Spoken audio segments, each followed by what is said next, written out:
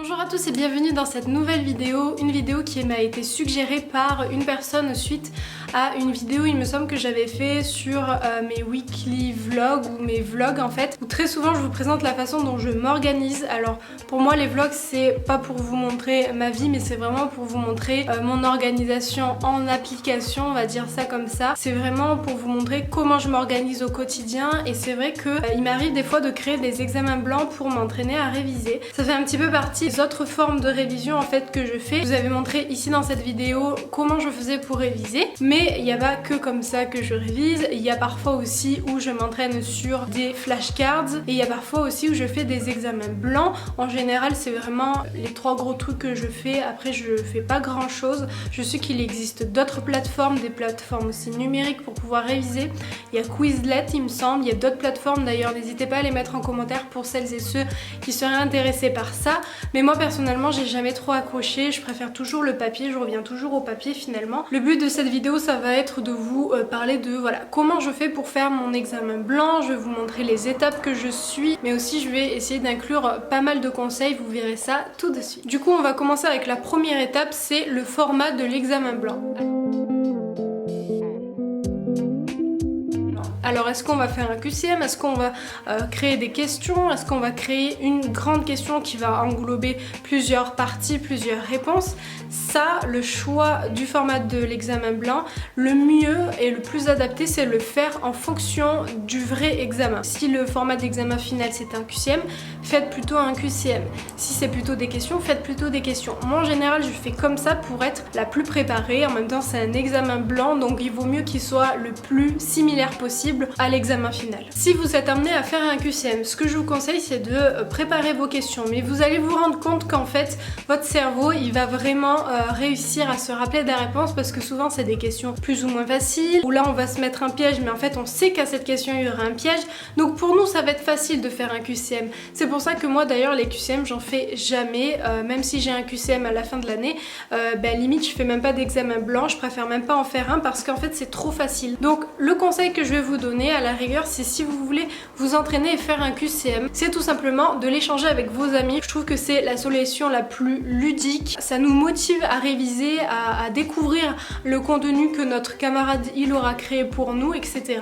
Vous faites un échange comme ça, vous créez votre QCM, lui ou elle crée aussi son QCM et puis vous l'échangez, vous donnez rendez-vous, vous donnez une heure assez précise pour commencer ce QCM là et vous le faites ensemble. Je trouve ça assez sympathique et du coup ça serait mon conseil pour vous si vous voulez vous entraîner à faire un QCM. Par rapport aux questions, si à la fin du semestre ou à la fin de l'année vous avez un examen final qui comporte des questions, moi la plupart du temps c'est des questions ouvertes, bon cette année je ne sais pas encore, mais si vous avez des questions c'est déjà un petit peu moins flagrant, vous pouvez vous faire votre propre examen blanc en créant vos propres questions. Mon conseil c'est de ne pas faire des questions où il nécessite des réponses trop longues, tout simplement parce que parfois entre midi et deux vous allez vous entraîner à faire votre examen blanc ou parfois vous allez vous donner 5 minutes. Si la question nécessite une réponse très longue, vous allez peut-être pas avoir le temps, pas la motivation, pas l'envie de continuer et donc vous allez bâcler. Donc le mieux c'est de décortiquer un petit peu ça et de faire des questions qui nécessitent une réponse relativement courte mais quand même qui est assez réfléchie. Tout cela va dépendre de votre cours, donc à vous d'essayer de voir un petit peu quelles sont les informations qui sont importantes à mettre. Je vais vous aider juste après dans la rédaction de vos questions. Donc maintenant on va passer au deuxième point qui va vous permettre de rédiger votre examen blanc.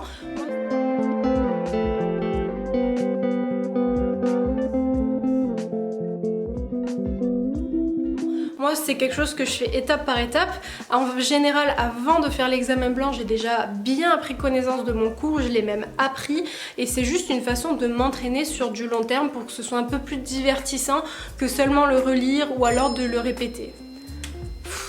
Donc il y a quelque chose que un de mes professeurs faisait et que je trouvais génial en tout cas pour la rédaction de l'examen blanc. En fait il nous faisait en début de cours des objectifs du cours et en fait ces objectifs étaient automatiquement dans l'examen final. Donc ce qui me permettait en fait de mettre ces objectifs là dans mon examen blanc. J'avais pas forcément besoin de chercher énormément de détails, c'était assez ciblé. Si vous avez un prof qui vous fait ça, je vous conseille vivement de prendre en compte ces objectifs et de les mettre dans votre examen blanc parce que c'est quasiment sûr et même certain que ces objectifs-là. Donc par exemple, si dans l'objectif il y a écrit la définition de la psychologie cognitive par exemple, et bien sachez qu'à l'examen blanc, c'est sûr que la définition va tomber. Que ce soit un QCM, des questions ou des dissertations, là je vous parle un petit peu de tout. Ce qui va changer un petit peu pour la dissertation, c'est que c'est des points importants que vous devriez mettre dans la dissertation. Mais c'est pas tous les profs qui le font, et moi clairement j'en avais un seul qui le faisait, mais je me rappelle pas en avoir eu d'autres. Pourtant j'en ai eu des profs, enfin je dis profs, c'est profs et maîtres de conférences du coup. Si ils ne font pas ça, en général ce qui est le plus courant, c'est qu'ils font des conclusions,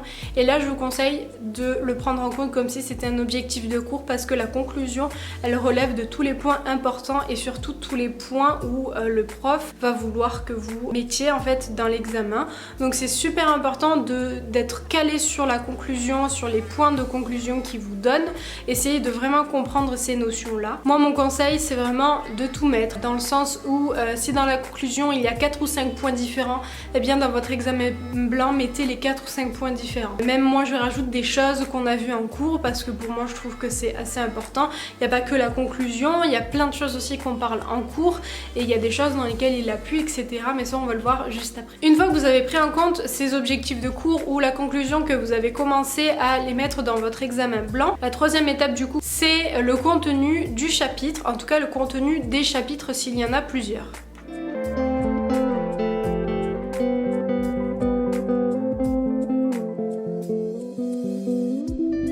Si dans ma fiche de révision il y a des mots que j'ai surlignés, il y a des mots que j'ai mis en couleur, il y a des nouvelles définitions, donc c'est-à-dire des nouveaux mots-clés, des mots importants, ou alors des mots que je ne connaissais pas et que j'ai appris lors du cours, ou alors qu'il y ait encore des schémas ou des dessins que le prof nous propose, et bien tous ces points-là, je les mets quasiment tous dans mon examen blanc. Alors ça peut paraître beaucoup parce qu'au final il y a beaucoup de choses qu'on surligne, il y a beaucoup de choses qu'on met en couleur, etc. Mais je me dis qu'au moment où j'ai fait ma fiche de révision, si je l'ai mis en couleur, si je l'ai bien appuyé, c'est parce que je voulais le retenir. Donc si je veux le retenir, il doit figurer dans mon examen blanc. En général, ce que je faisais, c'est que je posais des questions dans l'ordre chronologique de mon cours. C'est parce que en fait, moi je révise étape par étape.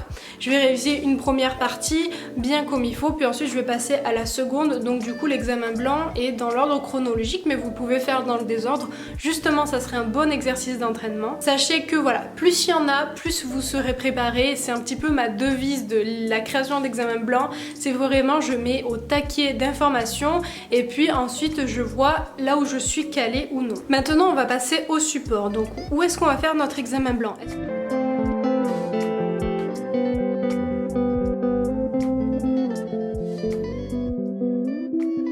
Personnellement, ce que je fais, c'est qu'en général, j'écris mon examen blanc sur l'ordinateur. Donc je prends tout simplement une page blanche, et puis j'écris les questions au fur et à mesure.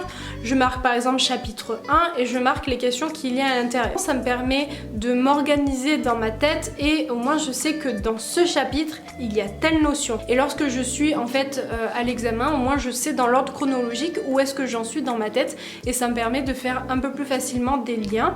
Donc soit vous faites comme ça, soit vous le faites dans le désordre. Quoi qu'il en soit, moi ce que je fais du coup, c'est que j'écris ça dans l'ordre sur une feuille sur l'ordinateur.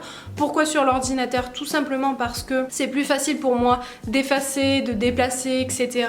les questions. Ça me permet vraiment d'avoir un support sur lequel je peux énormément modifier des choses, que à la main ça sera beaucoup plus difficile. J'ai pas envie de passer mon temps à mettre du blanco, etc. Par contre, en général, je ne l'imprime pas. Ce que je fais, c'est que je le laisse sur mon ordinateur, et lorsque je veux réviser, lorsque je veux me tester, faire l'examen blanc, j'allume l'ordinateur, je clique sur la fiche où il y a toutes les questions, et puis je prends une feuille à la main, et puis j'essaie de répondre aux questions. En général, c'est comme ça que je procède. Sachez que vous pouvez donc le faire à la main, vous pouvez faire comme moi, c'est-à-dire l'écrire sur l'ordinateur et faire votre brouillon, enfin du moins votre examen blanc sur une feuille à la main, et ensuite de regarder et corriger sur vos fiches. Mais vous pouvez aussi le faire sur l'ordinateur et mettre des pointillés et l'imprimer. Après, c'est sûr que ça va faire beaucoup d'impression, puisqu'en général, il y a beaucoup de chose et en général on s'entraîne plusieurs fois. Donc c'est pour ça que je choisis de ne pas l'imprimer, je trouve que c'est du gâchis, ça sert à rien.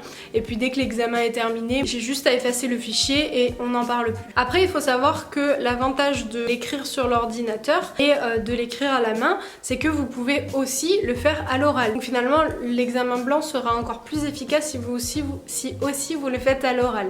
Donc moi aussi parfois je demande à quelqu'un de mon entourage de me poser les questions et j'essaie devant lui de répondre, et dans ce cas-là la personne me dit si c'est juste ou pas. Ça fait plusieurs finalement dynamiques autour de cet examen blanc qui est assez cool, et puis surtout vous pouvez du coup le faire avec vos amis et ça c'est super sympa et ça peut vraiment vous aider à retenir un maximum d'informations. Donc voilà un petit peu, vous avez différents supports, vous faites un petit peu comme vous le souhaitez. Là je vous donne un petit peu mon idée, c'est-à-dire comment je le fais. Je trouve qu'il n'y a rien de mieux que de faire comme ça. Après c'est à vous de voir.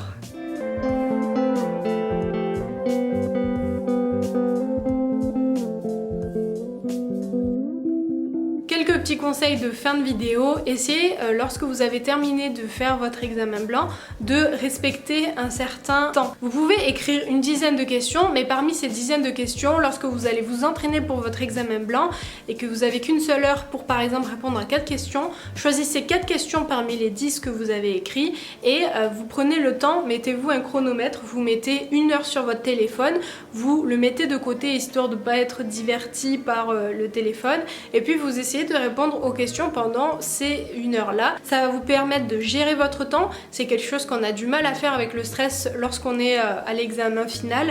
Donc du coup vous allez un petit peu savoir combien de temps il vous faut pour répondre à une question. Et aussi un énorme conseil, c'est que parfois lorsque j'étais en train de créer mon examen blanc, j'avais du coup ma fiche de révision qui était ouverte et qui était à côté de mon ordinateur, et puis dès que j'avais terminé j'avais envie souvent de m'entraîner de suite après, et souvent mon classeur par exemple était ouvert, il y avait tout le corrigé, et en fait j'étais énormément tentée de regarder des petits morceaux, des petits détails de ma fiche de révision. Et ce que je vous conseille vraiment, c'est que dès que vous avez fini votre examen blanc, fermez votre corrigé, fermez vos fiches de révision et mettez ça loin de vous, parce que vraiment on est hyper tenté. Prenez le temps d'avoir sur votre bureau seulement par exemple une bouteille d'eau, un stylo et une feuille, et à la rigueur votre ordinateur si l'examen blanc figure sur l'ordinateur, mais pas votre fiche ou vos classeurs etc. à côté, parce que sinon c'est sûr et certain qu'on va jeter un coup d'œil. Moi ça m'est arrivé, au final c'est pas du tout efficace, on n'arrive pas à retenir, donc ça sert à rien. Sachez que justement si vous faites l'erreur ou si vous n'arrivez pas à répondre à la question, tant mieux, il vaut mieux que ce soit aujourd'hui lorsque vous êtes en train de vous entraîner tranquillement chez vous, que ça rentre pas, plutôt qu'à l'examen. Ensuite vous prenez votre stylo rouge, vous corrigez tout ça, et puis vous allez voir qu'au fur et à mesure ça va rentrer, parce que vous allez vous souvenir que vous avez oublié la dernière fois cette information, que vous l'avez corrigée, et donc là déjà ça va être un petit peu plus important dans votre tête, on va dire ça comme ça. Cette méthode de travail là, je la fais vraiment avant l'examen, c'est un truc que je fais au moins 2 ou 3 semaines avant, je le fais pas du tout une semaine avant en général. Il y a bien plus de 2 semaines où je commence à m'entraîner, et je vous conseille pas de le faire au dernier moment. À la rigueur, le maximum c'est de le faire une semaine avant si vous voulez essayer de vous préparer, mais ne le faites pas au dernier moment, tout simplement parce que vous allez le refaire plusieurs fois et il faut que ça rentre. Une fois que vous avez corrigé votre examen, il faut que ça rentre dans votre cerveau, que ça analyse tout ça et que vous reteniez un minimum d'informations. Et donc si vous le faites juste une semaine avant et que vous allez vous entraîner à la rigueur 3-4 fois consécutives, je suis pas sûre que ça rentre. Le mieux c'est d'avoir un temps assez important entre le moment où vous êtes entraîné pour votre examen et le moment où vous allez encore une fois vous réentraîner. Le mieux c'est qu'il y ait un petit moment qui se passe comme ça pour voir si sur du long terme vous arrivez à réviser. Donc essayez de le faire à l'avance du coup, dès lors que vous savez la date de votre examen, vous créez votre examen blanc un jour où vous avez le temps, et puis lorsque vous aurez un peu plus de temps à consacrer en termes de révision par rapport à cette matière là, et bien vous aurez juste à regarder votre examen blanc et vous entraîner. Donc écoutez, j'en ai terminé avec cette vidéo, j'espère qu'elle vous aura plu. N'hésitez pas à me poser des questions si vous en avez en commentaire, et puis comme d'habitude vous savez que je réponds à tout le monde, et surtout on se dit à dimanche prochain pour une prochaine vidéo. Bye.